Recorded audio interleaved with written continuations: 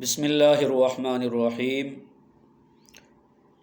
معزز اور محترم سامعین و ناظرین، السلام علیکم ورحمۃ اللہ وبرکاتہ۔ آج کی نشست میں ایک حدیث مبارکہ اور اس کی تشریح میں چند باتیں عرض کرنی ہیں۔ دعا فرمائیں اللہ رب العالمین عمل کرنے کی توفیق عطا فرمائے۔ حدیث مبارکہ صحیح مسلم جلد نمبر 2 صفحہ نمبر 41 کے اوپر ہے۔ حدیث مبارکہ یہ ہے، قال النبی صلی اللہ علیہ وسلم، حضور نبی کریم صلی اللہ علیہ وسلم نے ارشاد فرمایا، اذا مات الانسان انقطع عنہ عملہ، کہ جب انسان مر جاتا ہے تو اس سے عمل کا سلسلہ منقطع ہو جاتا ہے، ختم ہو جاتا ہے۔ الا من ثلاثہ، مگر 3 اعمال ایسے ہیں کہ مرنے کے بعد بھی وہ انسان کے نام اعمال میں ان کا ثواب لکھا جاتا ہے۔ انہیں 3 عمل ایسے ہیں کہ اگر دنیا میں وہ عمل کر گیا تو مرنے کے بعد بھی ان کا سلسلہ ختم نہیں ہوگا، بلکہ اس کا ثواب اس کے نام اعمال میں لکھا جائے گا۔ نمبر 1، من صدقۃ جاریہ، کوئی ایسا عمل کر گیا جو صدقہ جاریہ ہے۔ نمبر 2، او علم ينتفع به، ایسا علم جو نفع بخش ہو، یعنی ایسا علم جس سے لوگ فائدہ اٹھا رہے ہوں، اس کا ثواب بھی اسے ملتا رہتا ہے۔ نمبر 3، ولد صالح یدعو لہ، نیک اولاد کہ جو اس کے لیے دعا کرے، اپنے والد کے لیے یا والدہ کے لیے دعا کرے تو اس کا ثواب بھی انہیں ملتا رہتا ہے۔ یعنی اس حدیث مبارکہ میں رسول اللہ صلی اللہ علیہ وسلم نے 3 عمل ایسے ہیں کہ جن کی بڑی اہمیت بیان فرمائی ہے کہ جب انسان مر جاتا ہے، فوت ہو جاتا ہے، تو انسان دنیا میں بہت سارے اعمال کرتا ہے، اپنی آخرت کے لیے بہت سارے نیک کام کرتا ہے، دنیا میں بہت سارے اچھے اعمال کرتا ہے، لیکن جب انسان مر جاتا ہے تو ارشاد فرمایا کہ اس کے عمل کا جو سلسلہ ہے وہ بند ہو جاتا ہے، کیونکہ ظاہر بات ہے کہ عمل اس دنیا میں ہوتا ہے۔ جب انسان مر گیا، اس کی روح نکل گئی اور اس کو قبر میں رکھ دیا گیا تو اب وہ کوئی بھی عمل نہیں کر سکتا۔ اب دارالعمل سے وہ دارالجزاء کی طرف منتقل ہو گیا۔ اب وہاں پر انسان کو اس کے اعمال کا بدلہ ملتا ہے قبر میں۔ اگر انسان اچھے اعمال کرے گا تو اچھا بدلہ ہوگا، اور اگر برے اعمال کرے گا تو پھر ظاہر بات ہے کہ اس کی سزا ہوگی۔ لیکن ارشاد فرمایا کہ 3 عمل ایسے ہیں، 3 اعمال ایسے ہیں کہ اگر وہ اپنی وفات سے پہلے دنیا میں کر گیا تو اس کا ثواب مرنے کے بعد بھی اسے قبر میں ملتا رہتا ہے۔ پہلا عمل فرمایا صدقۃ جاریہ، جاری کہتے ہیں اس پانی کو جو رکتا نہیں ہے، جو چلتا رہتا ہے، اس کو کہتے ہیں جاری پانی،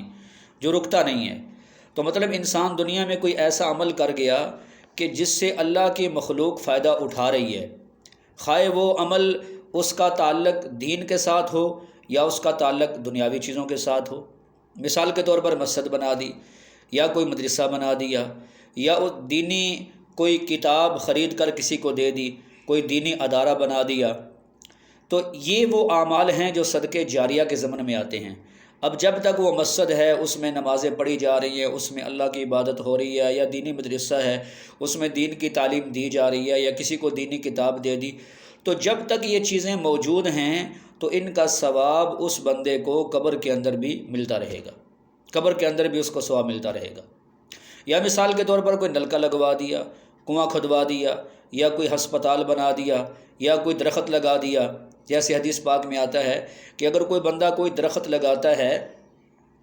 پھلدار درخت، اور اس سے کوئی انسان پھل کھا لے یا کوئی جانور کھا لے، تو اس انسان جو لگانے والا ہے درخت، اس کے نام اعمال کے اندر بھی صدقے کا ثواب لکھا جاتا ہے۔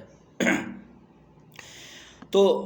جو انسان کوئی ایسا عمل دنیا میں کر جائے، کوئی ایسا کام دنیا میں کر جائے کہ جس سے اللہ کی مخلوق فائدہ اٹھا رہی ہے، تو یہ اس کے لیے صدقہ جاریہ ہے، اور یہ جب تک وہ موجود رہے گا تو انسان کے نام اعمال میں ان کا ثواب پہنچتا رہے گا اور اس کو ثواب ملتا رہے گا۔ پہلی چیز تو یہ فرمایا۔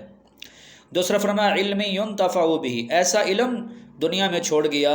کہ جس سے نفع اٹھایا جا رہا ہے، خواہ اس نے علم کسی کو پڑھا دیا، کسی کو تعلیم دے دی، اپنے کوئی شاگرد تیار کر دیے، یا اس نے کوئی کتاب دنیا میں لکھ دی، جیسے علماء کرام دینی کتابیں لکھتے ہیں، تو دینی کتاب لکھ دی اس نے، یا کوئی کتاب کسی کو ہدیے کے طور پر دے دی، تو کسی بھی شکل میں اگر ایسا علم وہ دنیا میں چھوڑ گیا کہ اس سے فائدہ اٹھایا جا رہا ہے، اسے نفع حاصل کیا جا رہا ہے، تو ارشاد فرمایا کہ اس کا ثواب بھی اسے وہ قبر کے اندر ملتا رہے گا، اور مرنے کے بعد بھی اس کے نام اعمال کے اندر اس کا ثواب لکھا جاتا رہے گا۔ تیسرا فرمایا والدین صالح یدعو لہ، نیک اولاد وہ دنیا میں چھوڑ گیا، نیک اولاد، صالح نیک اولاد کہ جو اس کے لیے اپنے والدین کے لیے دعا کرتے رہے۔ تو اب جو نیک اولاد ہوگی، وہ جو اعمال وہ کریں گے، اچھے اعمال کریں گے، تو ان کا ثواب خود بھی انہیں ملے گا، لیکن ان کے والدین کو بھی ملے گا کہ جنہوں نے انہیں نیکی والے راستے پر چلایا، اور وہ ان کے لیے دعا کریں گے تو دعا کی وجہ سے ان کی آخرت میں درجات بلند ہوں گے۔ جیسے ایک حدیث پاک میں آتا ہے کہ ایک انسان فوت ہو جاتا ہے تو وفات کے بعد اس کا درجہ اللہ کے ہاں بلند کر دیا جاتا ہے، تو وہ سوال کرتا ہے کہ یا اللہ یہ کس وجہ سے میرا درجہ آج بلند ہوا؟ تو کہا جاتا ہے کہ یہ تمہارے اولاد نے تمہارے لیے دعا کی ہے، تمہارے لیے بخشش کی دعا کی ہے، تو ان کی دعا کی وجہ سے آج تمہارا درجہ بلند کر دیا گیا۔ تو میرے بھائیو، اس حدیث پاک سے ہمیں یہ بات معلوم ہوتی ہے کہ ہم سب کو چاہیے کہ دنیا میں ان تین جو اعمال نبی علیہ السلام نے بتائے ہیں کہ صدقہ جاریہ اور نافع علم اور نیک اولاد، اس کے لیے ہم بھی دنیا میں کوشش کر جائیں۔ ویسے تو دنیا میں اپنے لیے سارے انسان کوشش کرتے ہیں، اپنی زمین، مکان، جائیداد، اپنے کاروبار اور اپنے بچوں کی، اپنے آگے نسلوں کی فکر تو ہم ضرور کرتے ہیں، لیکن یہ ایسی اپنے بارے میں، ان چیزوں کے بارے میں بھی فکر کر جانا کہ میں دنیا میں کوئی ایسا کام کر جاؤں جو صدقہ جاریہ کے ضمن میں آتا ہو، تو یہ میرے بھائیو بہت ضروری ہے، تاکہ جب انسان دنیا سے جائے اور اس کی آخرت والی زندگی شروع ہو جائے تو اس کی جو نیکیوں والا اکاؤنٹ ہے وہ بند نہ ہو، بلکہ اس کے نیکیوں والا اکاؤنٹ کھلا رہے اور اس کی نیکیوں میں اضافہ ہوتا رہے۔ صدقہ جاریہ دنیا میں کوئی ایسا کام کر جائے جو صدقہ جاریہ کے ضمن میں آتا ہو، دین کی تعلیم کسی کو سکھا جائے، اور اگر اللہ پاک نے اولاد دی ہے تو اس اولاد کو نیک بنانے کی بھرپور کوشش کرے۔ اس لیے کہ قرآن پاک میں اللہ کے جو انبیاء نے دعائیں مانگی ہیں وہ نیک اولاد کی دعا مانگی ہے کہ اللہ ہمیں نیک اولاد عطا فرما۔ تو اولاد، نیک اولاد کی دعا، اور جب اللہ پاک اولاد دے دیں تو ان کو نیکی والے راستے پر لانے کی بھرپور کوشش کرے، ہر انداز سے، پیار محبت سے، سختی سے،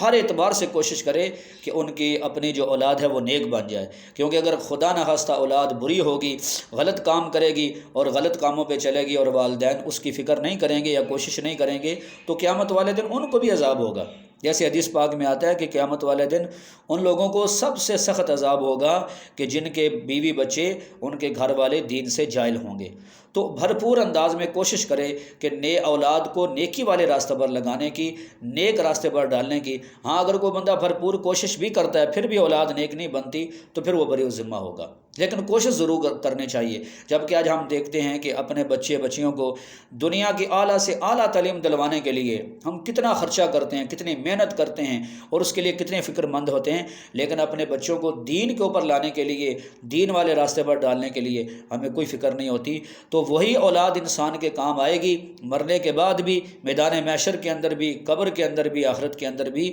کہ جو نیک اولاد ہوگی اللہ پاک کے احکامات کی پابند ہوگی۔ اللہ پاک ہم سب کو اس حدیث مبارکہ پہ عمل کی توفیق عطا فرمائے۔